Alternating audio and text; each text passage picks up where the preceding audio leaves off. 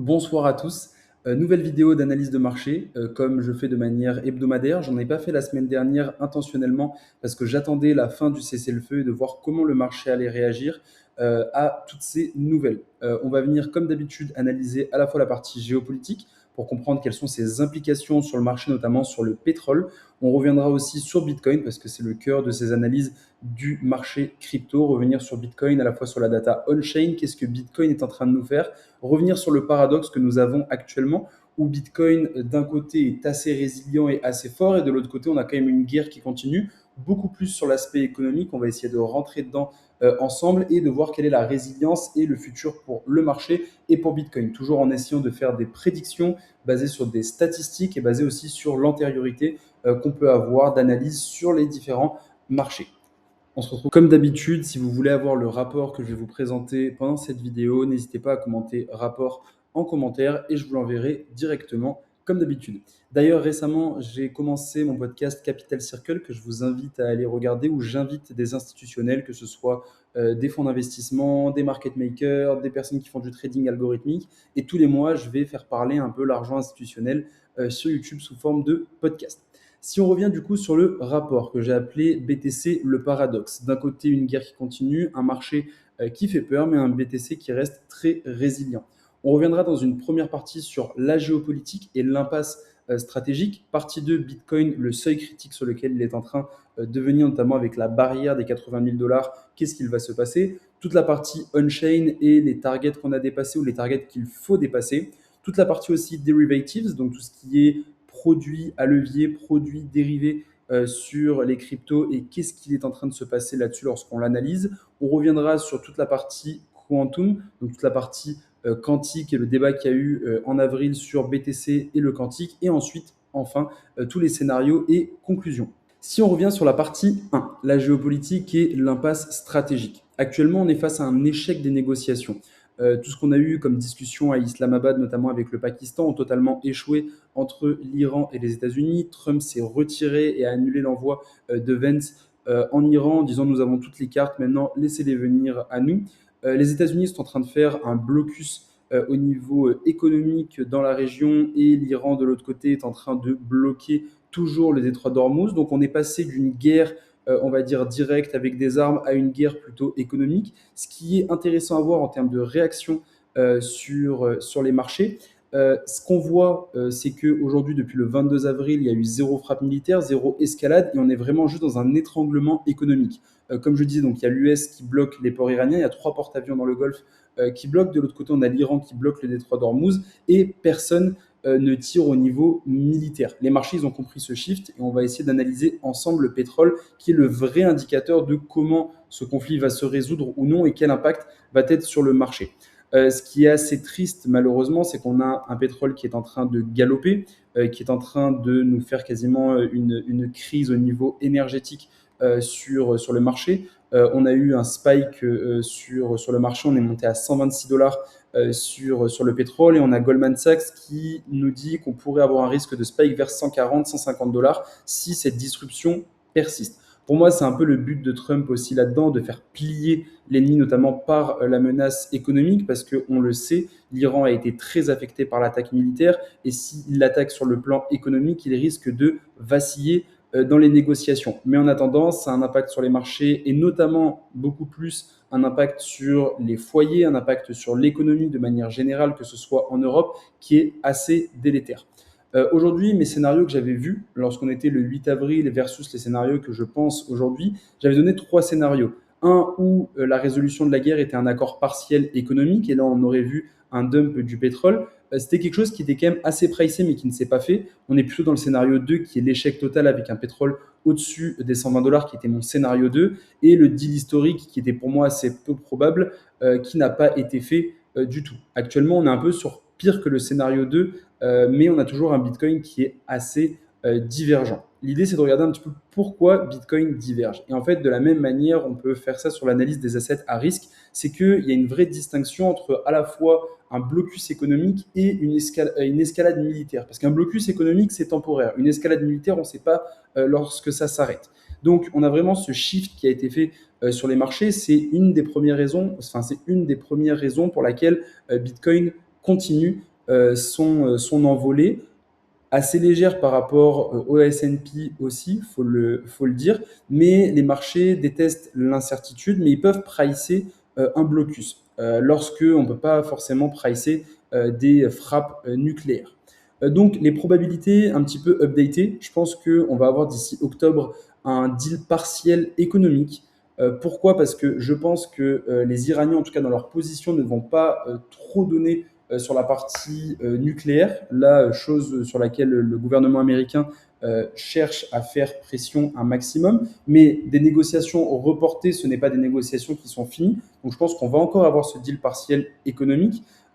On a un deuxième scénario qui est une impasse prolongée jusqu'à fin 2026, mais là qui pourra avoir un impact très délétère sur les marchés et une escalade militaire majeure. Pour moi, là, on est vraiment descendu parce que si Trump voulait frapper, je pense qu'il l'aurait fait et il a choisi le blocus économique là-dessus. Je vous ai donné aussi toutes les timelines de ce que je pense. Là, encore une fois, on est dans de la prédiction, donc à prendre avec des pincettes et à regarder dans le contexte. Donc maintenant, revenons sur la partie 2. Bitcoin qui, pour le coup, reste assez résilient, qui nous a fait un joli rallye entre 60 000 et 79 000 dollars, qui est de retour donc hier qui était à 75 000, on a refait un petit pump, on doit être à 77 000 actuellement. Donc pour l'instant, on est sur un rallye qui a surpris pas mal d'investisseurs.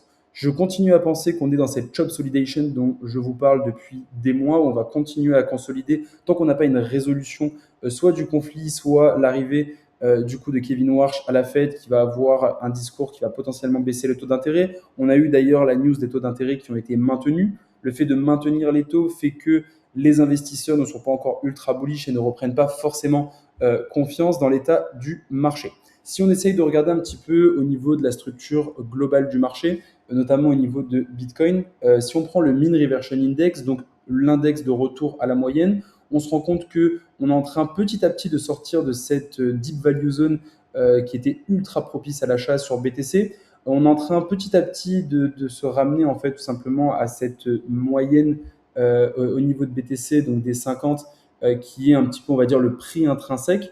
Si on n'a pas d'escalade militaire, on va peut-être, je pense, continuer à grappiller. Si on a quelques mauvaises news, on pourrait retourner dans cette deep value zone et donc continuer cette consolidation, comme je disais, entre les 70 et 80 000 dollars sur BTC. Le min quantile est à 30%, ça veut dire que 70% du temps, Bitcoin est au-dessus de cette zone de prix. Donc on est encore dans des zones qui sont intéressantes sur 6 à 12 mois, notamment sur BTC, mais petit à petit, le prix redevient un prix plutôt moyen et non pas un prix avec une énorme opportunité.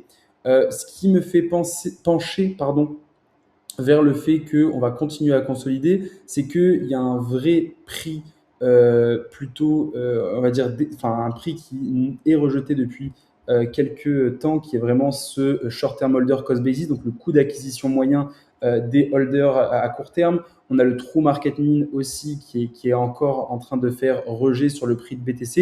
Et il va falloir qu'on dépasse ces prix-là si on veut vraiment revenir sur une dynamique haussière. Et il n'y a pas de demi-mesure. C'est-à-dire que si on passe au-dessus, on va revoir du coup les short-term holders qui sont en profit. Si on se fait rejeter, ça veut dire qu'en fait, tout simplement, les short-term holders prennent des profits ou alors qu'il y a beaucoup de shorts sur ces zones-là parce qu'ils savent que c'est une zone qui va être rejetée de manière assez naturelle. Donc, si on reprend un petit peu tous ces niveaux critiques, pour moi, on a toujours les 52 000 qui représentent le coin time price, qui est pour moi le prix plancher, un peu ce qu'on appelle des cafards, mais c'est vraiment les personnes qui ne vendent pas, qui sont là, qui sont toujours là pour embêter les bears sur le market, mais c'est ces personnes-là qui restent à 52 000. On a le realized price qui est à 54 000 dollars, qui souvent va venir être retesté et qui est un peu le floor historique des bear markets sur lequel on n'est pas allé encore. Donc, il y a encore une probabilité non nulle d'y retourner. Je vous ai donné un petit peu toutes les targets, en tout cas, intéressantes à analyser à chaque fois sur Bitcoin. Donc, pourquoi 79 000, 80 000, comme je vous le disais, est vraiment un seuil? Parce qu'en dessous, les short-term holders sont en perte, les investisseurs ETF sont en perte, et c'est plutôt un comportement de sell the rip, donc de vente lorsqu'ils reviennent en fait tout simplement aux alentours de leur moyenne de prix. Au-dessus de 80 000, on a vraiment un changement de mentalité qui peut s'opérer.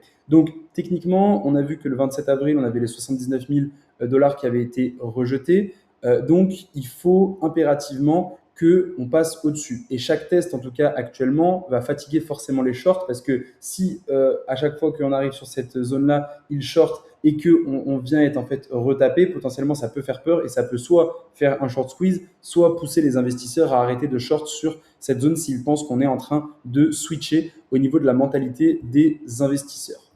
Au niveau de la partie 3, et au niveau du coup de la partie un peu plus on-chain, nos targets ont été dépassés. Je vous parle de ça depuis plusieurs semaines, mais notamment la partie accumulation de la Realize Cap par la plupart des investisseurs. Qu'est-ce que ça veut dire? Notamment lorsque on a des dynamiques de bottom qui sont en train de se créer sur le marché, on a dans une courte période de temps une accumulation de 25% de la Realize Cap qui est fait, donc de la capitalisation au total boursière sur BTC. Et ce qu'on peut voir, c'est que cette zone de bottom est en formation et maintenant on a cette target qui a été dépassée. Entre les 54 000 et 78 000 dollars, on a maintenant 25,8% de la supply qui a été accumulée dans ce range. C'est quelque chose que je vous avais dit parce que notamment, si vous vous en rappelez, au niveau des URPD, on avait un vrai air gap entre les 70 et 80 000 et en fait, on a eu beaucoup d'accumulations qui sont venues en fait tout simplement remettre, on va dire, cette inefficience de marché du coup comme une efficience et on est venu réaccumuler en fait dans cette air gap et tout simplement là actuellement ce qu'on est en train de voir c'est qu'on a eu une belle accumulation qui est en train de créer un support qui est solide sur BTC.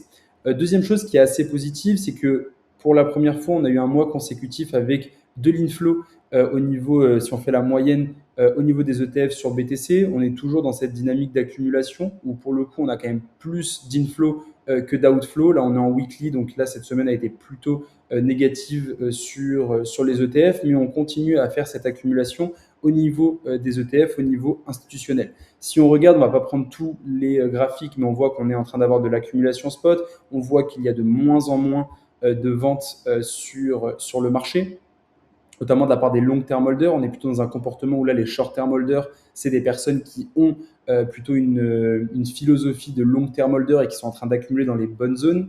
On revient petit à petit vers le min au niveau de la percent supply in profit, donc du pourcentage de la supply en profit.